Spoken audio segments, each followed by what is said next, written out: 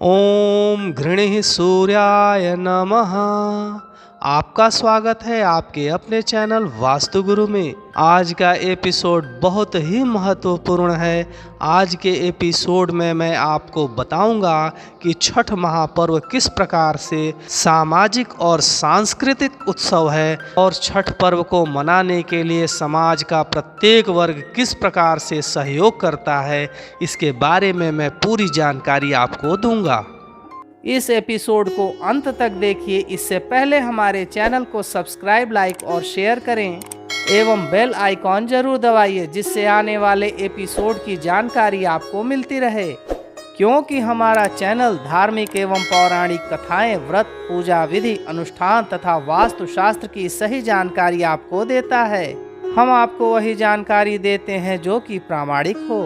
यदि आप वास्तुशास्त्र से संबंधित किसी भी शंका का समाधान करना चाहते हैं तो स्क्रीन पर दिए गए व्हाट्सएप नंबर पर व्हाट्सएप कर सकते हैं। आइए जानते हैं छठ महापर्व के बारे में। ऐसी मान्यता है कि छठ पर्व पर व्रत करने वाली महिलाओं को पुत्र रत्न की प्राप्ति होती है। पुत्र की आकांक्षा रखने वाली और पुत्र की कुशलता के लिए सामान्य तौर पर महिलाएं यह व्रत रखती हैं। पुरुष भी इस व्रत को पूरी निष्ठा से अपने मनोवांछित कार्य को सफल होने के लिए व्रत रखते हैं। छठ पर्व मूलतः सूर्य की आराधना का पर्व है, जिसे हिंदू धर्म में विशेष स्थान प्राप्त है।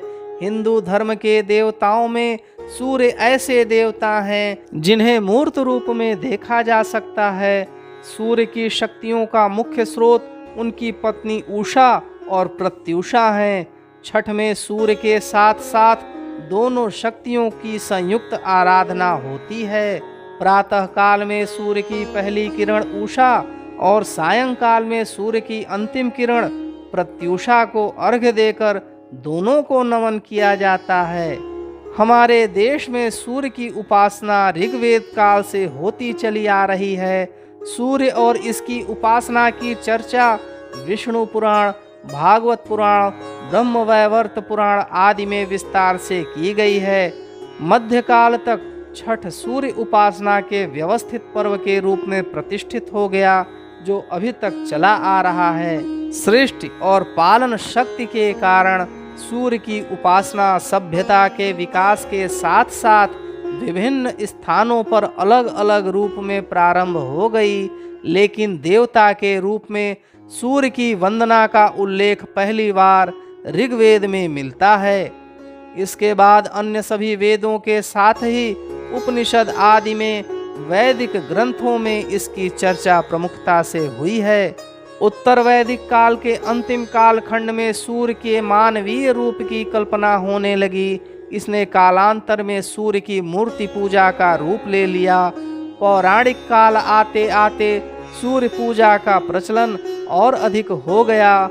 अनेक स्थानों पर सूर्य देव के मंदिर भी बनाए गए हैं। पौराणिक काल में सूर्य को आरोग्य का देवता भी माना जाने लगा था।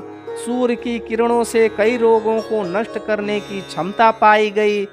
ऋषि मुनियों ने अपने अनुसंधान के क्रम में किसी खास दिन इसका प्रभाव विशेष पाया है।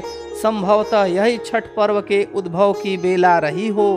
भगवान श्री कृष्ण के पौत्र शाम को कुष्ठ रोग हो गया था।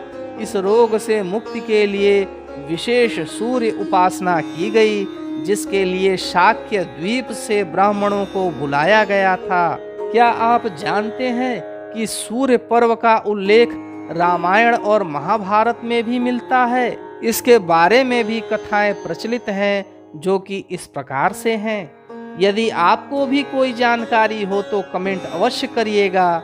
एक मान्यता के अनुसार लंका विजय के बाद राम राज्य की स्थापना के दिन कार्तिक शुक्ल षष्ठी को भगवान राम और माता सीता ने उपवास किया और सूर्य देव की आराधना की। सप्तमी को सूर्योदय के समय पुनः अनुष्ठान करके सूर्य देव से आशीर्वाद प्राप्त किया था। अर्थात भगवान राम और माता सीता ने भी सूर्य षष्ठी का व्रत किया था। इसका उल्लेख महाभारत में भी मिलता है। एक मान्यता के अनुसार सबसे पहले सूर्य पुत्र कर्ण ने सूर्य देव की पूजा की। कर्ण भगवान सूर्य के परम भक्त थे। वह प्रतिदिन घंटों कमर तक पानी में खड़े होकर भगवान सूर्य को अर्घ्य देते थे। आज भी छठ पर्व में अर्घ्य दान की यही पद्धति प्रचलित है। कुछ कथाओं में पांडवों की पत्नी द्रौपदी द्वारा भी सूर्य की उपासना करने का उल्लेख है। वे अपने परिजनों के उत्तम स्वास्थ्य की कामना और लंबी आयु के लिए नियमित सूर्य पूजा करती थीं। सूर्य षष्ठी का उल्लेख पुराणों में भी मिलता है। क्या आप जानते हैं? यदि हाँ तो कमेंट अवश्य करिएगा। पौराणिक कथाओं के अनुसार राजा प्रियव्रत को कोई संतान नहीं थी। तब महर्षि कश्यप ने पुत्रेष्ट यज्ञ कराकर उनकी पत्नी मालिनी को यज्ञाहुति के लिए बनाई गई खीर दी। इसके प्रभाव से उन्हें पुत्र हुआ, परंतु वह मृत पैदा हुआ। प्रियव्रत पुत्र को लेकर श्मशान गए और पुत्र वियोग में प्राण त्यागने लगे। उसी समय ब्रह्मा जी की मानस कन्या देवसेना प्रकट हुई और कहा कि सृष्टि की मूल प्रवृत्ति के छठे अंश से उत्पन्न होने के कारण मैं षष्ठी कहलाती हूँ। हे राजन, आप मेरी पूजा करें तथा लोगों को भी पूजा के लिए प्रेरित करें। राजा ने पुत्र की इच्छा से देवी षष्ठी का व्रत किया और उन्हें पुत्र रत्न की प्राप्ति हुई। यह पूजा कार्तिक शुक्ल षष्ठी को ही हुई थी। छठ पूजा का सांस्कृतिक और सामाजिक महत्व भी है। यदि आप इस विषय में कुछ विशेष जानते हैं तो कमेंट अवश्य करिएगा। छठ पूजा का सबसे महत्वपूर्ण पक्ष इसकी सादगी, पवित्रता और लोक पक्ष भी है। भक्ति और आध्यात्म से परिपूर्ण इस पर्व में बांस निर्मित सूप, टोकरी, मिट्टी के बर्तन, गन्ने का रस, गुड़, चावल और गेहूं से निर्मित प्रसाद और सुमधुर लोक गीतों से युक्त होकर यह लोक जीवन की भरपूर मिठास का प्रसार करता है। शास्त्रों से अलग यह जन सामान्य द्वारा अपने रीति रिवाजों के रंगों में गढ़ी गई उपासना की पद्धति है। इसके केंद्र में वेद पुराण जैसे धर्म ग्रंथ न होकर किसान और ग्रामीण जीवन है। इस व्रत के लिए न विशेष धन की आवश्यकता है, न पुरोहित या गुरु की अभ्यर्थन की जरूरत पड़ती है तो पास पड़ोस के सहयोग की, जो अपनी सेवा के लिए सहर्ष और कृतज्ञता पूर्वक प्रस्तुत रहता है। इस उत्सव के लिए जनता स्वयं अपने सामूहिक अभियान संगठित करती है। नगरों की सफाई, व्रतियों के गुजरने वाले रास्तों का प्रबंधन, तालाब और नदी के किनारे अर्घ्य दान की उपयुक्त व्यवस्था के लिए इस उत्सव में खरना के उत्सव से लेकर अर्घ्य दान तक समाज की अनिवार्य उपस्थिति बनी रहती है। और इसके लिए गढ़े हुए लोकगीत भी बहुत ही सरल भाषा में सुमधुर होते हैं।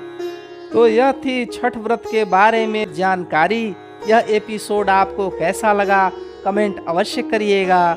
आप परम सौभाग्यशाली हैं कि भगवान सूर्य की आराधना का 4 दिवसीय महापर्व सूर्य षष्ठी या छठ व्रत के बारे में आपने सुना और जाना।